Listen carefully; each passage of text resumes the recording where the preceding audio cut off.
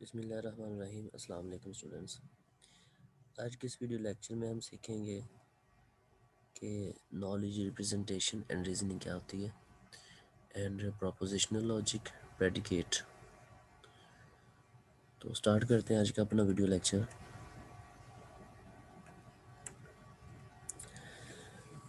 तो बात करते हैं सबसे पहले हम knowledge representation and reasoning in artificial intelligence.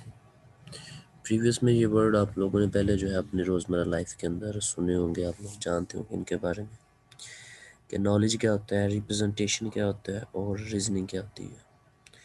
Knowledge means that कि हमें किसी चीज़ के बारे में पता होना, इंफॉर्मेशन होना, ठीक है। किसी चीज़ के बारे में हमारी जो एक रिसर्च होती है, स्किल होती है, ठीक है, वो हमारा नॉलेज होता है।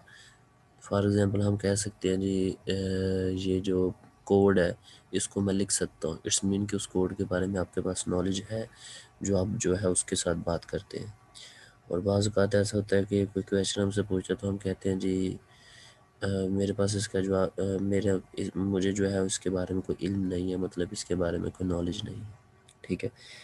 तो इसका मतलब ये हुआ कि हम सिर्फ वही बात जो है वो कर सकते हैं जिसके बारे में हमें नॉलेज होता है, वही चीज़ को हम प्रेजेंट कर सकते हैं जिसके बारे में हम जानते हैं।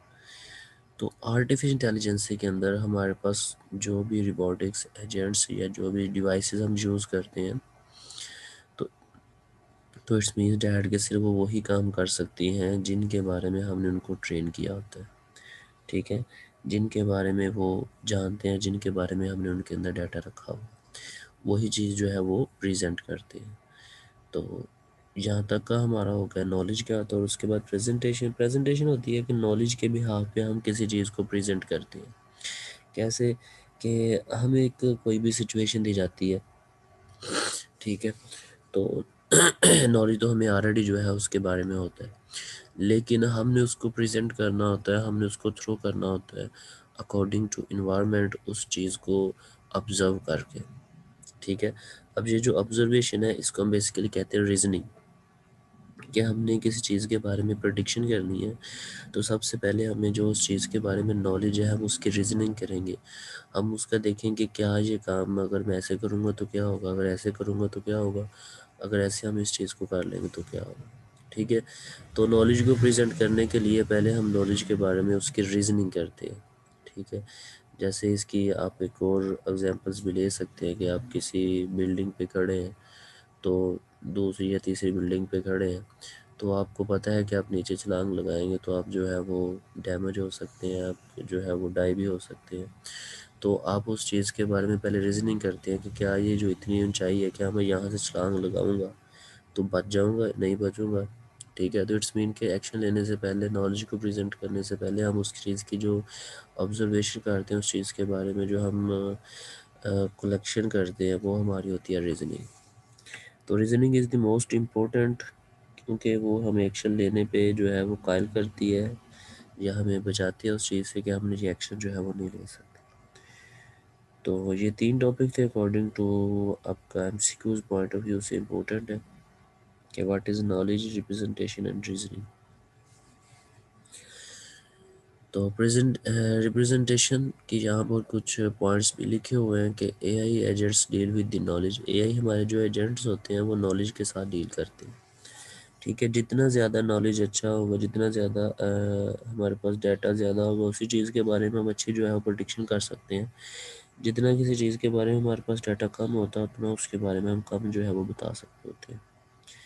And facts, believe and observation knowledge, ठीक है, कि हमारे पास जो फैक्ट्स होते हैं, बिलीव्स होती है, हमारी ऑब्जर्वेशन होती है नॉलेज के बारे में। उसके बाद प्रोसीजर्स, हाउ टू नॉलेज, हम कुछ प्रेजेंट करने के लिए कुछ प्रोसीजर्स फॉलो करते हैं कि हाउ टू नॉलेज, हम कैसे उसको जो है वो यूज़ कर सकते हैं। Meaning, relate and define the knowledge. तो राइट रिप्रेजेंटेशन इज़ क्रूशल। हमारी जो राइट रिप्रेजेंटेशन है थोड़ी सी क्रूशल होती है क्योंकि उसके अंदर हमें रीजनिंग करनी होती है। Early realisation in the eye, wrong choice can lead to the project failure.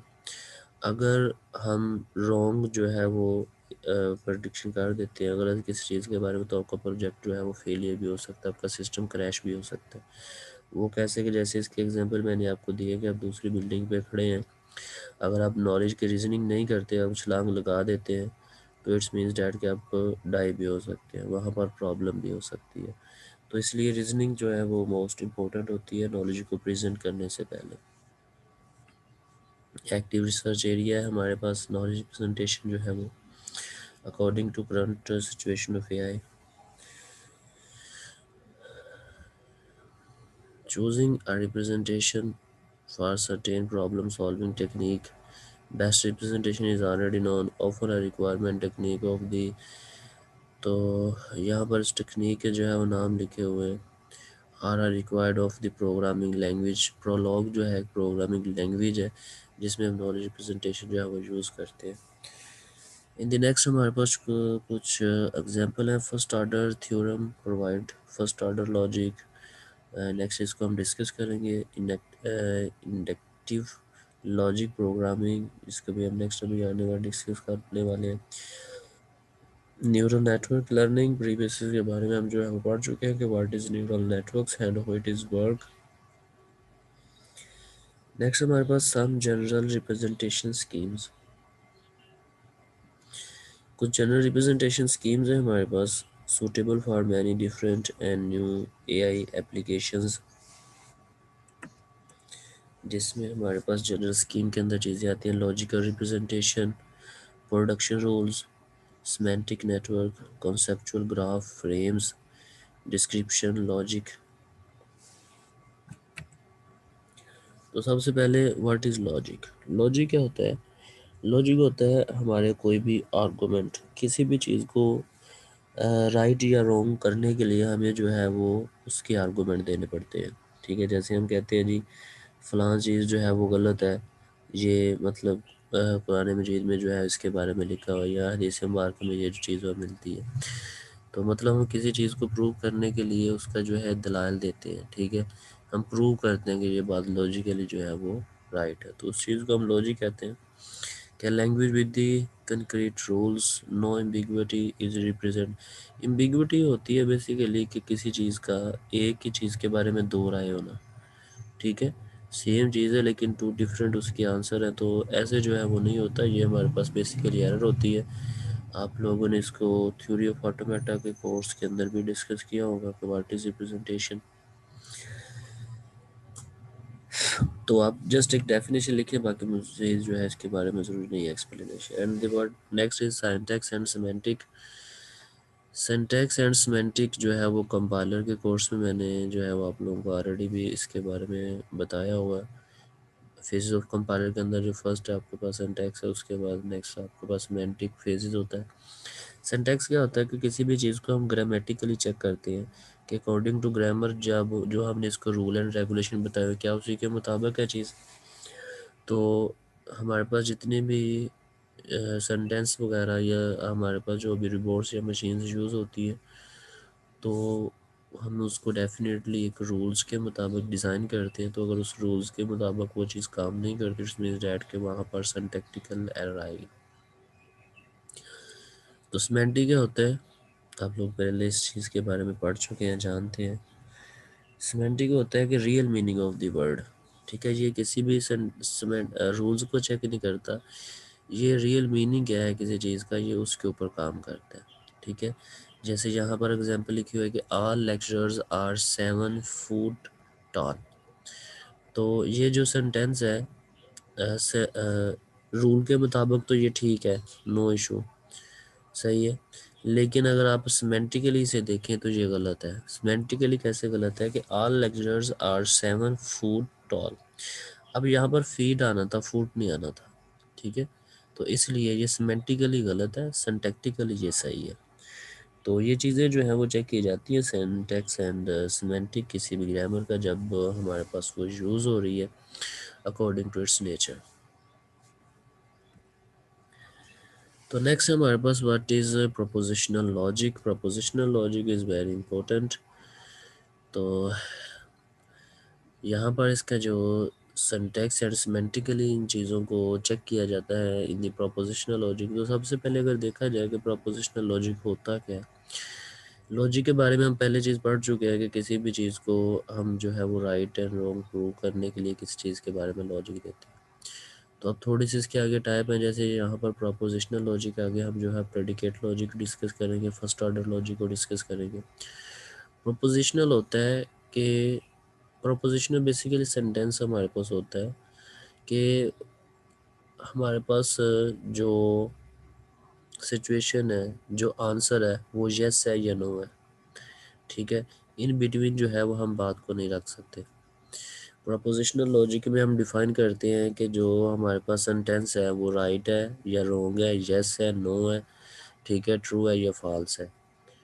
तो इस चीज़ के अंदर हम इस चीज़ को जो है वो चेक करते हैं, कनेक्टिविटी एंड और not implies if and equal. तो कुछ ऑपरेटर्स हैं जिसके अंदर यूज़ होते हैं, जैसे आप लोगों ने डिस्क्रीट स्ट्रक्चर के अंदर ट्रुथ टेबल जो है वो डिस्कस किए होंगे। तो सेम वही है, जैसे ये एंड का ऑपरेटर है कि हमारे पास एक सेंटेंस है कि today is hot and sun is rise, ठीक है, sun is rise today, definite today is hot. तो टू सेंटेंस के दरमियान हम जो है वो ट्रुथ टेबल के साथ इसको डिफाइन करते हैं। अगर एंड का ऑपरेटर है हमारे पास तो डेफिनेटली आपको पता है कि जब दोनों सेंटेंस हमारे पास ट्रू होते हैं तो तब जो है वो वैल्यू हमारे पास ट्रू होती है। तो आर के ऑपरेटर के अंदर अगर एक वैल्यू भी हमारे पास ट्रू है तो हम उसको जो है वो ट्रू यूज़ करते हैं। नेक्स्ट है हमारे पास नेगेशन का operator.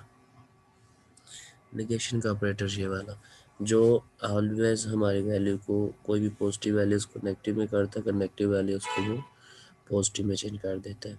And then applies that, बाज़ औक़ात हम सिचुएशन यूज़ करते हैं इफ़ कंडीशंस, ठीक है, तो वहाँ पर हमारे पास अप्लाइज दैट यूज़ होता है। तो नेक्स्ट है बाई डायरेक्शनल एरोज, इसको कहा जाता है, इसको इफ़ एंड इक्विवेलेंस के ऑपरेटर का नाम से जाना जाता है कि जब दोनों साइड्स पे हमारे पास सिचुएशन इक्वल होती है तो तब हम इसको कह सकते हैं कि हमारी सिचुएशन जो है वो ट्रू है। सही है जी।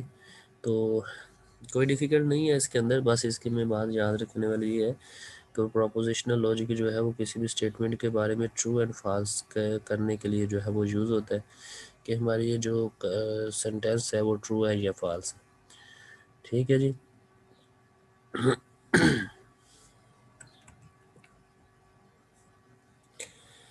तो प्रेडिकेट लॉजिक है हमारे पास, इसको हम फर्स्ट ऑर्डर लॉजिक भी कहते हैं, ठीक है। तो कुछ प्रेडिकेट लॉजिक का क्या मकसद है, प्रीवियस में हमने जो प्रोपोजिशनल लॉजिक पढ़ा है तो जो किसी भी चीज़ का येस एंड नो का फैसला करता है, कभी भी इन बिटवीन बात नहीं करता कि ये चीज़ कुछ सही है और कुछ गलत है। प्रेडिकेट लॉजिक कुछ हमारे पास इश्यूज़ को रिजॉल्व करने के लिए प्रोपोजिशनल लॉजिक में जो फेस हुए थे उसके बाद हमने जो है प्रेडिकेट लॉजिक को यूज़ किया, जिसके अंदर हम फंक्शंस को, रिलेशंस को जो है वो डिस्कस करते हैं कि किसी चीज़ का दूसरे के साथ जो है वो कितना रिलेशन है। तो जैसे हमारे पास एक ऊपर एग्जांपल थी,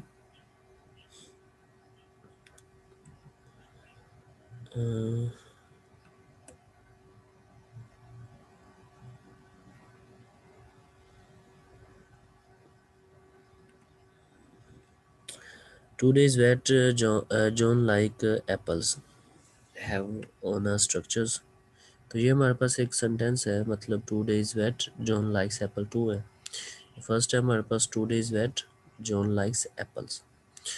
तो अगर हम अकॉर्डिंग टू इनके रिलेशंस को डिफाइन करें सेंटेंस में कि इनका रिलेशंस कैसे बनता है, तो आप लोगों को पता दो चीज़ें होती हैं कि हमारे पास कांस्टेंट होता है और एक वेरिएबल होता है, ठीक है। तो यहाँ पर जब हम प्रेडिकेट लॉजिक में इन चीज़ों को डिफाइन करेंगे तो रिलेशंस हम कैसे डिफाइन करेंगे, आप ब्रैकेट्स के अंदर जो भी चीज़ जो दूसरे के ऊपर अप्लाई हो रही है, कि जैसे जॉन जो है वो क्या करता है, जॉन लाइक करता है एप्पल्स को, तो इसको हम कैसे रीड करेंगे, जॉन लाइक्स एप्पल। तो इट्स मीन्स डैट कि जॉन जो है वो एप्पल लाइक करता है। अब जॉन भी कांस्टेंट है, एप्पल भी कांस्टेंट है, लेकिन लाइक जो है यहाँ पर हमारे पास वेरिएबल है। इट्स मीन्स डैट कि हम कांस्टेंट को ब्रैकेट्स के अंदर लिखेंगे और जो भी हमारे पास वैल्यूज़ होगी, वेरिएबल होंगे, उसको हम आउट ऑफ द ब्रैकेट्स जो है वो डिस्कस करेंगे।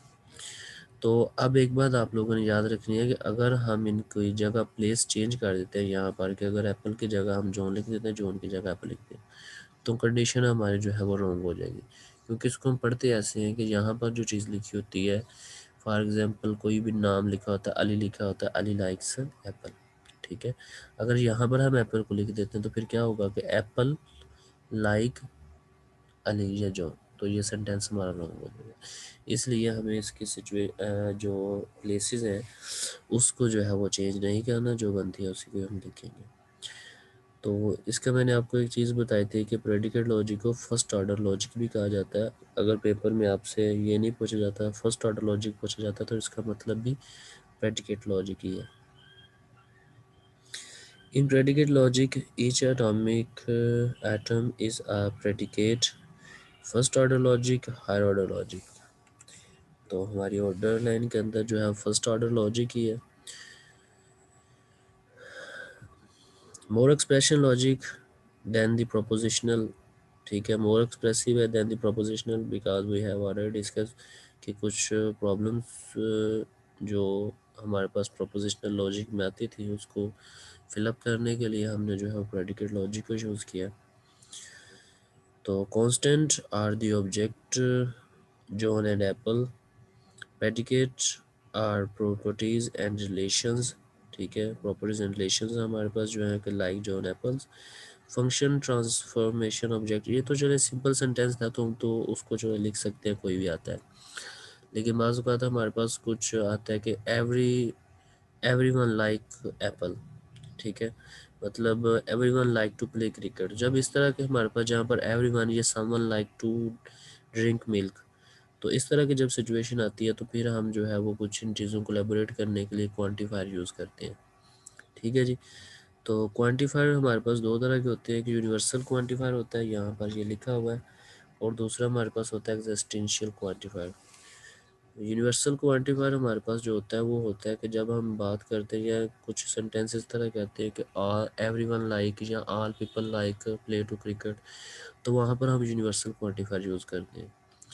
तो जहाँ पर हम बात करते हैं सम की या किसी चीज़ के एग्जिस्टेंस की, तो वहाँ पर हमारे पास एग्जिस्टेंशियल क्वांटिफायर जो है वो यूज़ होता है। तो दोनों के जो है वो साइन यहाँ पर लिखे गए हैं। ये हमारे पास जो अपोजिट ए है वो कैपिटल है और अपोजिट ई जो है वो एग्जिस्टेंशियल है। तो यहाँ पर इस सेंटेंस का क्या मतलब है कि x applies that such that likes x apples, मतलब हमारे पास जो एक्स जो है, मतलब जितने भी एक्स है तो एक्स क्या करते हैं, लाइक करते हैं एप्पल। अब एक्स यहाँ पर क्या है हमारे पास जॉन, ठीक है। तो इसी तरह हमारे पास प्रीवियस सेंटेंस है। तो नेक्स्ट इसकी हमारे पास एक एग्जांपल है जिससे मज़ीद आपको समझ आ जाएगी। F O L mean that के first order logic, every rose has thorn, every rose has thorn, के हर फूल के साथ जो है वो कांटा होता है। तो इसको अगर हमने लिखना होगा तो किस तरह हम लिखेंगे कि अब यहाँ पर अगर इसको आप पढ़ें तो आपको क्या नज़र आता है, ये क्या लिखा है कि फॉर ऑल एक्स, के जितने भी एक्स हैं, इसको पढ़ने का तरीका ये है कि फॉर ऑल एक्स, ये डॉट का मतलब है और, roses x, if roses x, हम कहते हैं जी अगर रोजेज हमारे पास एक्स है, जैसे हम कहते हैं कि फ़र्ज़ करें A is equal to B, तो इस तरह हम कर रहे हैं कि फॉर ऑल एक्स, तमाम एक्स के लिए अगर हमारे पास रोजेज जो है वो एक्स है, तो देन क्या हो, exist, there is exist Y, ठीक है, कि अगर हमारे पास एक्स है मतलब फूल हैं, तो जैसे हमने ऊपर पढ़ा है कि every rose has a thorn, तो डेफिनेटली वहाँ पर फिर थॉर्न भी होंगे, मतलब एग्जिस्ट करते हैं, इसलिए हमने इसको एग्जिस्टेंशियल क्वांटिफायर के साथ यूज़ किया है। तो वहाँ पर फिर थॉर्न भी होंगे, मतलब सेकंड वेरिएबल भी होगा वाई, ठीक है जी। For all X, if X is a rose, अगर एक्स हमारे पास रोजेज है, then there is exist Y, Y भी वहाँ पर एग्जिस्ट करता है। और has, X has Y, X has Y, मतलब फूल जो है वो कांटे रखते हैं। And thorn, Y is a thorn, और वाई जो है वो हमारे पास कांटे। तो इस तरह जो है वो आप इसको रिडूट कर सकते हैं। तो ये हमारे पास फर्स्ट ऑर्डर प्रेडिकेट लॉजिक है। नेक्स्ट एग्जांपल भी आप लोगों के यहाँ पर पास, आप लोग इसको रीड आउट कीजिएगा, कोई मुश्किल नहीं है इसके अंदर। उसके बाद आप लोगों ने जो पढ़ना लॉजिक इज रिप्रेजेंटेशन, इसके बारे में पहले डिस्कस कर चुके हैं। नेक्स्ट हमारे पास आता है सिमेंटिक प्रोडक्शन रूल, जो है वो आप लोगों को मैं नहीं पढ़ाऊँगा, आप लोगों ने सिमेंटिक नेटवर्क पढ़ना है, वो क्या होता है, और उसके बाद फ्रेम्स क्या होता है। सिमेंटिक नेटवर्क क्या होता है, तो सिमेंटिक नेटवर्क हमारे पास बेसिकली होता है कि जो भी सिमेंटिक के बारे में तुम आप लोगों को बता चुका हूँ कि किसी भी चीज़ के रियल मीनिंग। अब आप लोगों को पता है कि जब भी हमारे पास जितनी भी चीज़ें यूज़ होती हैं, जैसे कि प्रीवियस में मैंने एनएलपी आप लोगों को पढ़ाया था, तो उसके अंदर मैंने आपको गूगल असिस्टेंट यूज़ करना बताया था कि किस तरह गूगल जो है हमारी वॉइस को डिटेक्ट करता है, आगे से रिप्लाई देता है कि जब भी हमारी वॉइस जाती है, जब हम कोई चीज़ टाइप करते हैं तो वो आगे टोकनाइज होती है, तो उस वर्ड के मुताबिक जितने भी मीनिंग्स बनते हैं वो हमें शो कर देता है, ठीक है, या जो उसके मुताबिक जो भी चीज़ें पड़ी होती हैं उसके मुताबिक हमें शो कर देता है। तो सिमेंटिक नेटवर्क हमें जो है वो बेसिकली ग्राफिकली फॉर्म में जो डाटा है उसको रिप्रेजेंट करता है। गूगल की डाटाबेस में जितना भी डाटा सेव है उसको ग्राफिकली हमारे पास जो है वो शो कर देता है सिमेंटिकली, ताकि ईज़िली हम उस चीज़ को जो है वो अंडरस्टैंड कर पाते हैं।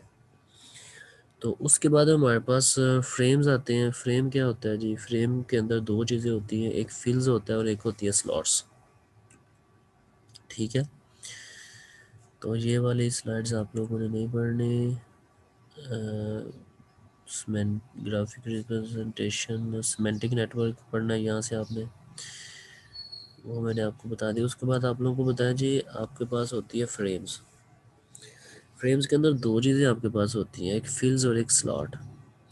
फिल्स क्या होती है, ऑब्जेक्ट। स्लॉट क्या होती हैं, एट्रीब्यूट। जैसे हमारे पास एक गाड़ी है, वो एक ऑब्जेक्ट है और इसके एट्रीब्यूट्स क्या होंगे, उसका डोर, हैंडल, टायर, ठीक है, सीट्स, जितने भी उसके अंदर चीज़ें जो है वो यूज़ हो रही है, वो एट्रीब्यूट्स यूज़ हो रही होंगी, ठीक है जी। तो जैसे यहाँ पर आप लोगों का लिखा हुआ है कि frame with the number of slots, age, height, each slot stores specific item of information, ठीक है जी। तो वही एजेंट फेस, तो मतलब ये वही चीज़ें, आप इस चीज़ को पढ़ लीजिएगा, वेरी सिंपल है। तो यहाँ तक था हमारा आज का लेक्चर। ओके बेटा जी, अपना ख्याल रखिएगा, अल्लाह हाफिज़।